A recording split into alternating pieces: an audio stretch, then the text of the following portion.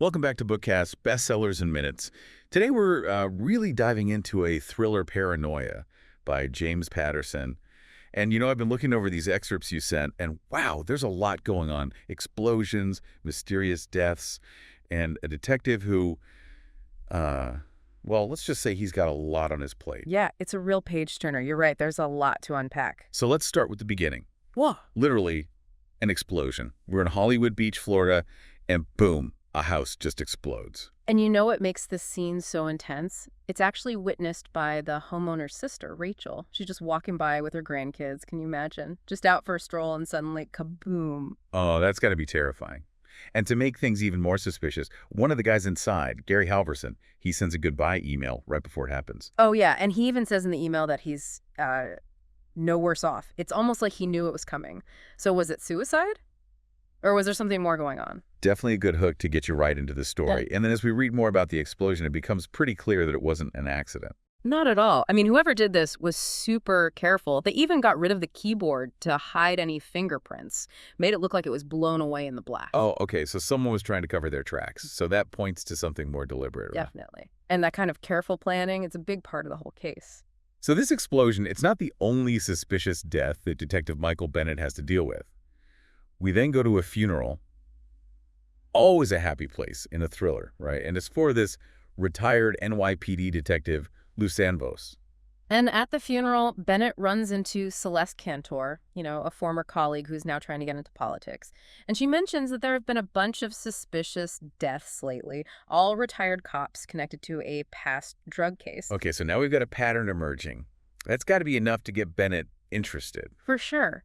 I mean, they might look like natural deaths or accidents, but with so many and all connected to this old case, well, it just makes you wonder. Like someone's cleaning house. Right. And then we're introduced to Kevin Doyle. He's kind of a shadowy figure who we see doing surveillance. Yeah, the way he's introduced, he's watching his targets. Like a predator stalking its prey. Gives you a creepy feeling. So from what we see, it looks like he might be responsible for those deaths, right? Seems like it. And just like with the explosion, he's very careful to make everything look like an accident or a suicide. Doesn't leave a trace. Okay, so we've got this big investigation going on. But in the middle of all of this, Bennett has to deal with something else, his family. Yeah, talk about a contrast. On one hand, he's got these murders, and on the other hand, he's got a big, chaotic family.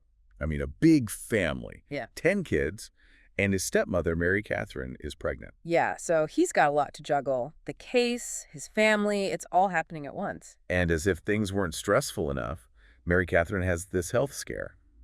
And of course, the doctor orders bed rest. So now there's even more tension. Wow, so he's really feeling the pressure, work, family, it's a lot. Right. I mean, how does he even cope? Well, it's interesting because his family, as crazy as it is, it's actually his support system. They all come together to help Mary Catherine, so at least he's got that. It's like they're balancing out the dark stuff in the investigation. Yeah. Then boom, another twist. Turns out Doyle and Celeste Cantor are connected. Yeah, that's a big one. Now suddenly Cantor isn't just this worried politician. She's linked to the guy who might be killing everyone. Makes you think, what are her motives? What's her role in all of this? Right. I mean, is she a victim?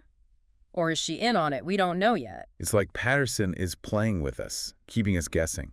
And we haven't even gotten to Doyle's inner struggle, the final showdown, or the last twist that brings it all together. It's all there in Paranoia. It's a real roller coaster of a thriller. Oh, yeah, and we've only just scratched the surface. I can't wait to see how it all unfolds. Me too. Patterson really knows how to build suspense. Definitely. And that's what makes a thriller good, right?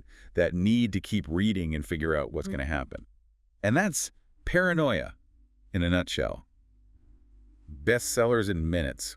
Only on Bookkast. Welcome back to Bookkast. We're still in the world of Paranoia, and there's a lot more to uncover. Remember that shocking connection between Celeste Cantor, the politician, and the possible killer? Oh, yeah. Definitely changes things. Makes you wonder what she's really up to. Exactly. But before we get to her, let's go back to Kevin Doyle. The excerpts actually show that he's not, like, a completely heartless killer. Oh, right, like that scene where he actually seems to regret killing Lou Sanvos, the retired detective. Yeah, turns out he actually respected Sanvos for the work he did in the community. Makes him a little more human, right? Definitely adds another layer to him. And it plays a part in why he eventually confesses, too. Now, speaking of complicated situations, what about Mary Catherine's pregnancy? It's high risk. And with such a huge family, there's a lot of worry going around. Yeah, it's really emotional. They're happy about the baby, but also terrified something could go wrong. And the whole family's feeling it, not just Mary Catherine and Michael. It shows how close they are, though, right? They really rally around her. And Bennett's grandfather, Seamus, he's really important too. Offering advice, wisdom, that kind of thing. Yeah, Seamus is interesting. He's got this strong faith, kind of anchors the family, reminds them about love, forgiveness, even when things are crazy. It's like he brings a sense of calm to the chaos. Mm. And then there are these glimpses into Bennett's daily life, juggling being a detective with being a dad to 10 kids. It's like a reality check, reminding us that there's normal life happening, even with all this suspense. Like when he finds out his kids are using Google for their schoolwork. He's worried about AI. It's funny, but relatable. He's a tough detective, but he's still a dad dealing with everyday stuff. Totally. And we see that with Doyle, too. Remember that scene where he's having coffee with Cammie, the waitress? And they end up going for a run together? It's kind of weird to see that, right? Like this normal thing happening alongside the fact that he's a killer. It's Patterson showing both sides of Doyle. Charming guy 1 minute, then capable of murder the next. So it makes you wonder, is that charm real or just an act? But then all of a sudden, Bennett's investigation and Doyle's personal life, they collide.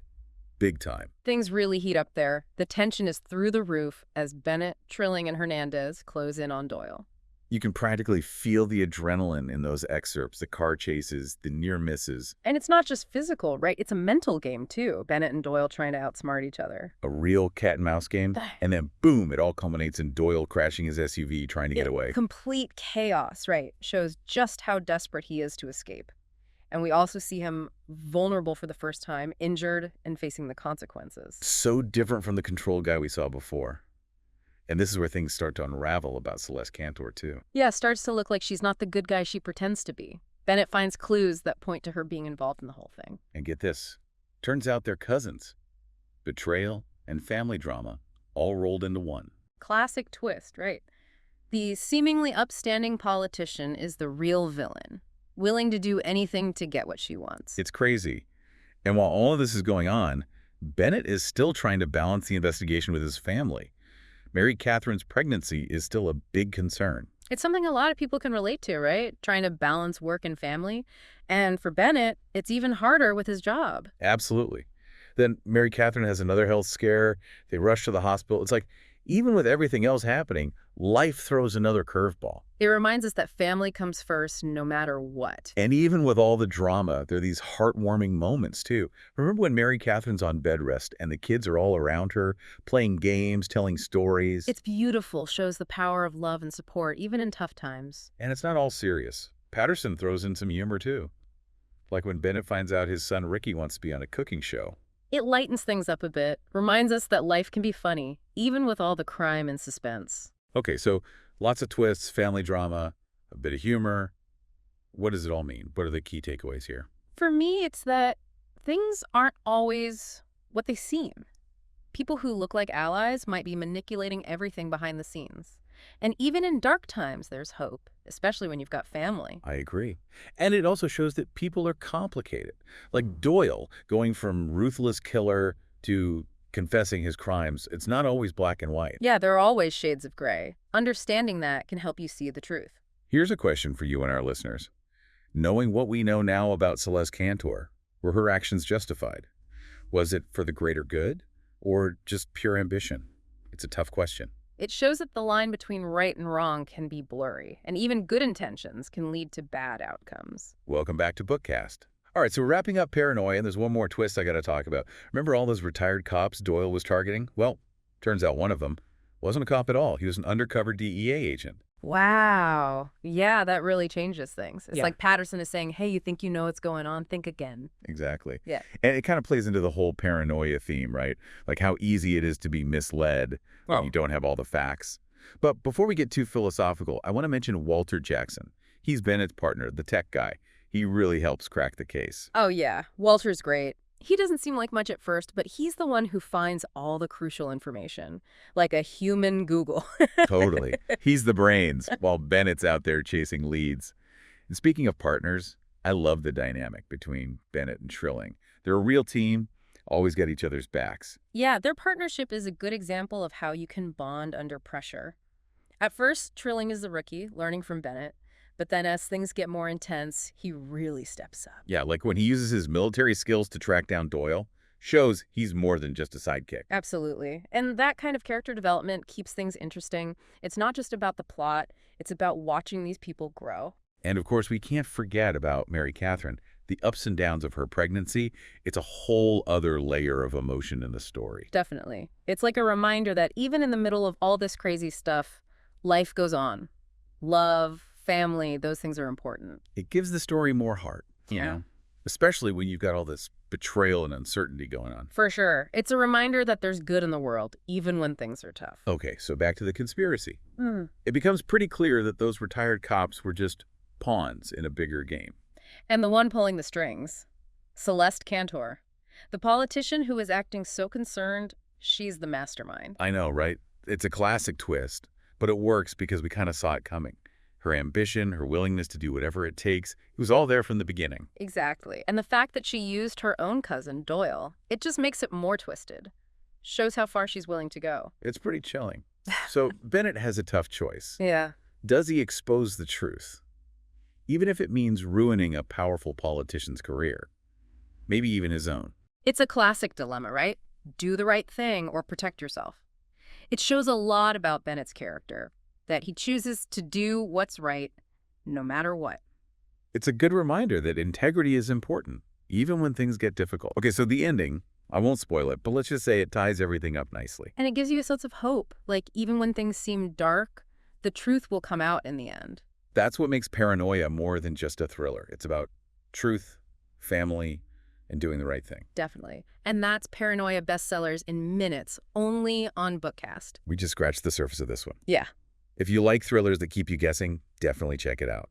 And join us next time for another deep dive into the world of bestsellers, only on Bookkast.